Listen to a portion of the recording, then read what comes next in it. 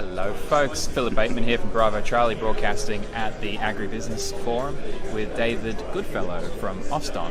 And David's just been a speaker on the panel, and David, you made a wonderful comment about education and the opportunity in the ag sector. What would your message be for potential students out there who are, they look historically at what ag is, like working on a farm, working hard. What's changed over the time? Well, I think right now what we're seeing is a massive new investment into our industry in Australia, and there's a shortage of the talent resources that we need to take advantage of all of that.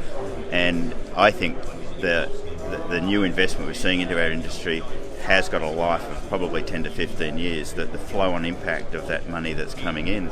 And it's in fields like new technology, as well as just developing land. But, the opportunities are pretty profound right now.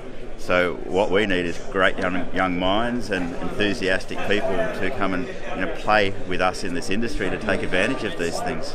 And there was a comment made about essentially the fear in the newspapers about the drought, the hard life the farmers have. What don't the Australian public know about ag in Australia? Well, ag goes through its cycles, and people tend to get very fixed on what is the return on ag as an absolute number, but the returns on ag can be quite low in some years but brilliantly high in other years. So my view is it's about getting the timing of investment right into our industry, and there's no doubt that for those who have invested 2 or 3 years ago, they've done very well because we're riding the wave right now. How long that will last, who knows? We don't know, but we do know it's cyclical. So it's really paramount for us to think about how we're putting to play this capital that's available right now, so that we can set ourselves up to survive and indeed prosper through times of maybe tougher margins that might come in the future. So it's quite a serious thing for us to think cleverly about what we're doing with this money that's around our industry right now, so that we can properly protect ourselves from those cycles. And risk is always a part of this discussion, and there's always the consistent call for government to invest more in regional infrastructure and things like that. Australian leadership, my personal opinion, is always chronically lacking from my time in the country over the last 30 years. So is the sector going to be able to survive on its own merit, with its own capital, if we don't see leadership in that sector, or are we on the verge of crumbling? Well, there's no doubt we need to invest in our future. There's no doubt at all.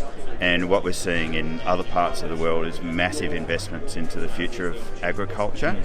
Those investments are being best placed in the development of regional infrastructure. That's much more efficient than what we've seen in generations gone by. Those investments are in agricultural education, and those investments are in opening up new markets for those exporting countries. So we need investments in all those 3 areas here in Australia, and we need it now.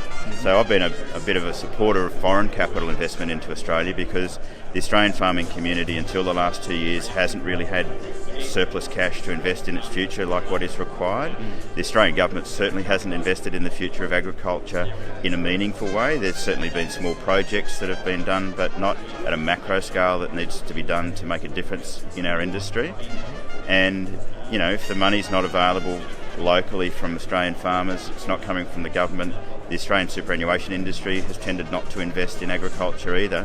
Therefore, if we need the money, it's got to come from overseas. So we should be inviting that money in, but most importantly, only if that money is being put to play in those factors that we need investment into in Australia.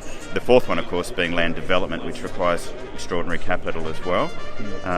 But that's where some regulation around what capital is being used for as it comes into Australia from overseas is appropriate for us. But we need capital, and we need to invest in those 4 factors. Okay. Thank you so much for your time. Thanks, Philip. And see you soon. Bye. Great. Thank you.